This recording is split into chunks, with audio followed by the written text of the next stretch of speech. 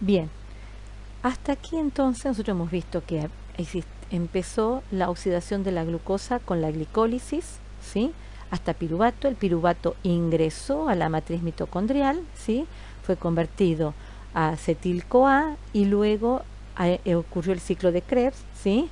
Y luego los NAD y FAT que se obtuvieron en la matriz mitocondrial, ya sea de esta primera etapa, piruvato, acetil-CoA, o los NAD y FAT que se produjeron en el ciclo de Krebs, todos ellos van a reaccionar, ¿sí?, con la cadena de transporte de electrones para la síntesis de ATP.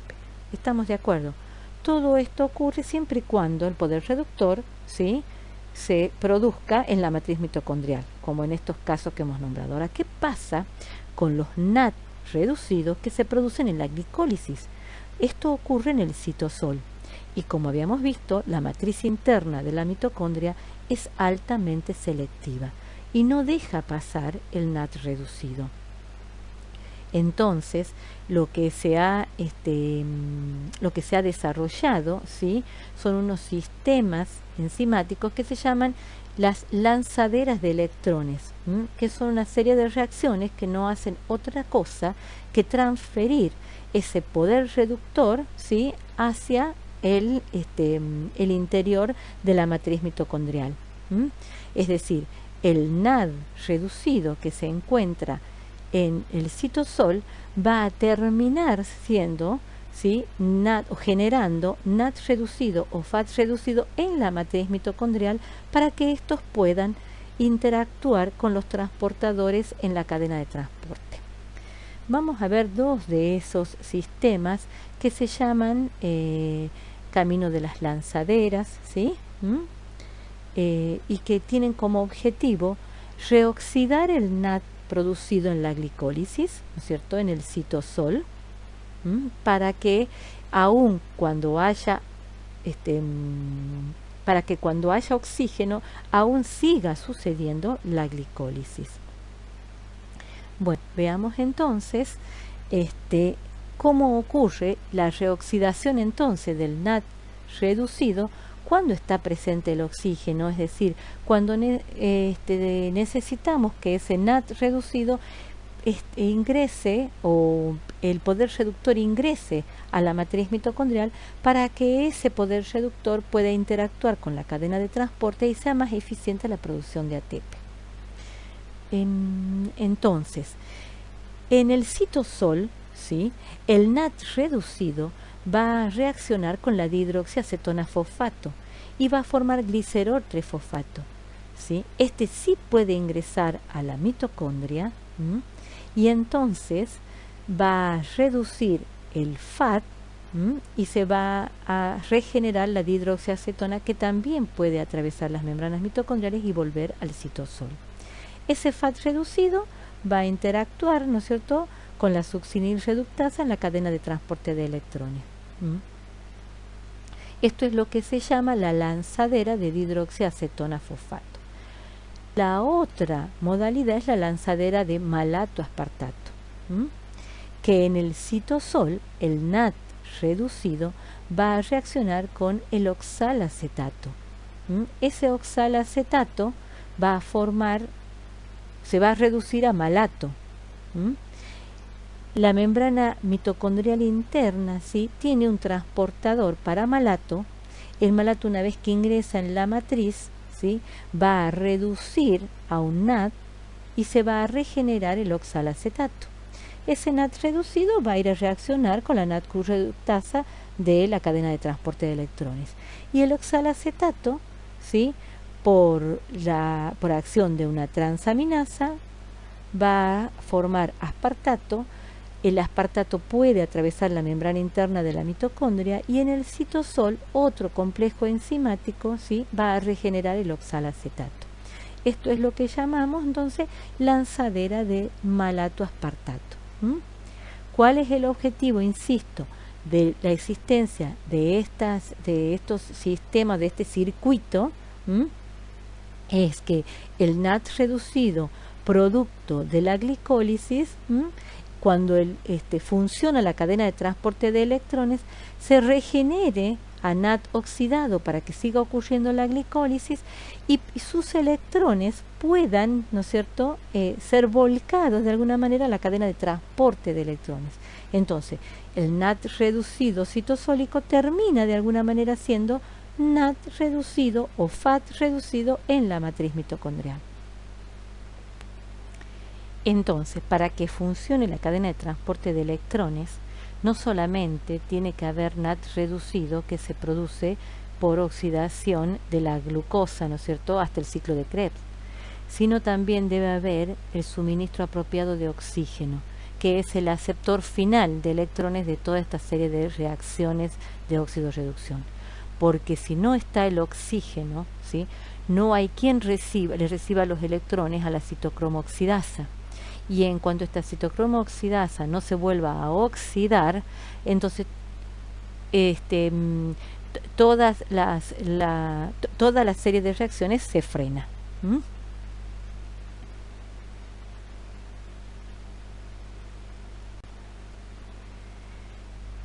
Bien, no los quiero abrumar con los balances, pero como para que ustedes tomen dimensión de la diferencia, recuerdan que la oxidación de la glucosa en anaerobiosis nos rendía 2 ATP.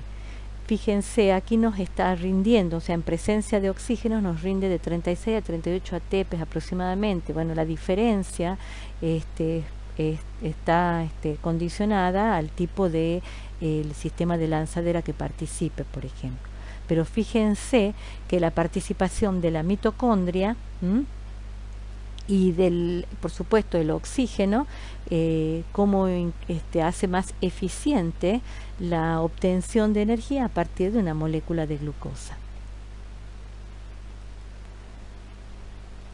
Bien, aquí está esquematizado, ¿no es cierto?, las vías que hemos estudiado hoy, ¿no es cierto?, la glicólisis, es decir, la degradación de la glucosa a piruvato, luego la oxidación del piruvato a acetil-CoA, el acetil-CoA que entra al ciclo del ácido cítrico y luego la cadena de transporte de electrones. Pero a su vez también está representado, ¿no es cierto?, cómo a los distintos niveles pueden interactuar las vías metabólicas de otros hidratos de carbonos, de los aminoácidos que lo pueden hacer a nivel de la glicólisis o más abajo a nivel del ciclo del ácido cítrico, los ácidos grasos que lo hacen a nivel del acetil-CoA. Esta gráfica, este esquemita, ¿no es cierto?, les representa cómo las distintas moléculas orgánicas entonces pueden entrar según los requerimientos energéticos de la célula, pueden entrar a los distintos niveles del metabolismo. El ATP entonces que se forma va a tener distintos destinos según los requerimientos celulares, tanto los que tienen que ver con mecanismos de transporte, el metabolismo celular en general, el trabajo mecánico, la síntesis y exocitosis de determinadas sustancias, dependiendo del tipo de célula. Al inicio de la clase habíamos dicho que además de las mitocondrias, otros organelas participaban en la oxidación de moléculas orgánicas y esos eran los perisomas. Ellos están limitados, ¿sí?, por una membrana, por una sola membrana, ¿sí? Generalmente tienen forma redondeada, son unas organelas con una elevada plasticidad, aumentan y disminuyen de volumen, de número, perdón, según el estado fisiológico de la célula y generalmente actúan en cooperación con otras organelas como la mitocondria o incluso los cloroplastos en las células vegetales fotosintetizadoras. Pueden cumplir diferentes funciones metabólicas, generalmente están relacionadas con la beta-oxidación, la eliminación de peróxido de hidrógeno, que se forma por diferentes procesos celulares y que la acumulación de este peróxido suele ser tóxico para la célula. Entonces la catalasa, que es una enzima presente en los peroxisomas, suele degradar este peróxido de hidrógeno. Tiene diferentes contenido enzimático, y esto depende, como les decía, del tipo celular y también de la fisiología de la célula. Las funciones de los peroxisomas dependen de el tipo de organismos. Por ejemplo, en animales está relacionado con la oxidación de ácidos grasos poliinsaturados. En cambio, en células vegetales puede estar relacionada a la fotorrespiración. Y dentro, por ejemplo, de los propios animales hay células, hay peroxisomas de determinadas células como los hepatocitos que tienen a cargo la síntesis de ácidos biliares. Mientras que en el caso de las plantas, específicamente los peroxisomas de las células de la semilla llevan a cabo la oxidación de ácidos grasos. Bien, en el caso de las células vegetales, si el peroxisoma está en la hoja, se lo ve muy asociado o relacionado con los cloroplastos, por ejemplo, y se ha visto que son capaces de metabolizar un derivado de la fotosíntesis en una vía de recuperación de carbono. Ese proceso se llama fotorrespiración y lo vamos a ver con más detalle en la próxima clase. En el caso de las semillas, ¿no es cierto?, se lo ve muy asociado a las mitocondrias, y en ese caso participan en el ciclo del en el ciclo del glioxilato, que tiene como objetivo, ¿no es cierto?, la síntesis de glucosa a partir de ácidos grasos.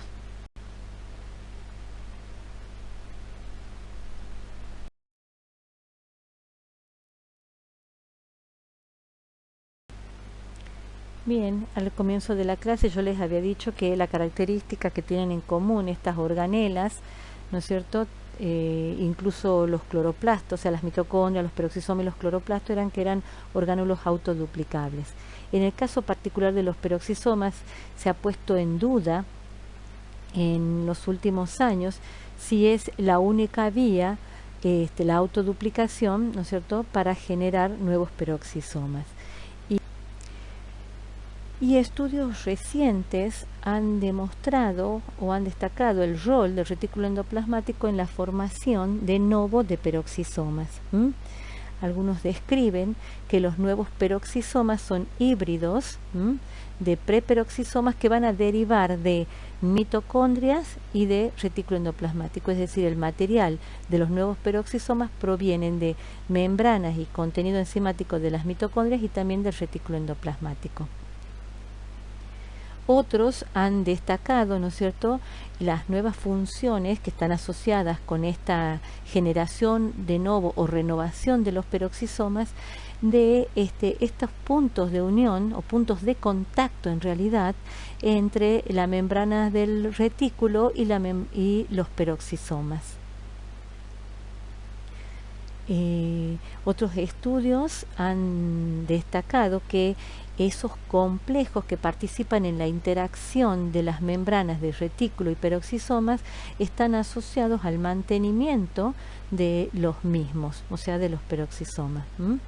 También para las mitocondrias se ha descrito algo similar, destacándose la importancia de esos contactos específicos del retículo endoplasmático con las mitocondrias y la prolongación de la vida de las mismas. Entonces, los peroxisomas provienen o de una formación o síntesis de novo, ¿sí?, o por fisión de peroxisomas preexistentes, es decir, que al igual que la mitocondria y los cloroplastos, también pueden considerarse organelas autoduplicables. Entonces, acá en este esquema están representadas las dos vías de generación de peroxisoma. La formación de novo, ¿sí?, que está asociada al suministro, ¿no es cierto?, de membranas por parte del retículo endoplasmático y también membrana proveniente de la mitocondria, ¿sí? El peroxisoma inmaduro o en crecimiento lo que hace además es incorporar proteínas que se sintetizan en el citosol. El contacto con el retículo endoplasmático de peroxisoma ya maduro puede hacer que estos crezcan, adquieran membrana y proteínas a partir del retículo endoplasmático, aumenten su volumen y luego se dividan y formen nuevos peroxisomas. Bien, la bibliografía que me ha servido de sustento para la preparación de la clase es la que se indica. No sé si ya les hemos explicado, pero les insisto, si ustedes tienen que leer el tema, elijan el primer libro o la primera referencia que uno le indique en la bibliografía. Insisto, las clases teóricas les marcan a ustedes el nivel de detalle, de profundidad con que deben estudiar o abordar estos temas.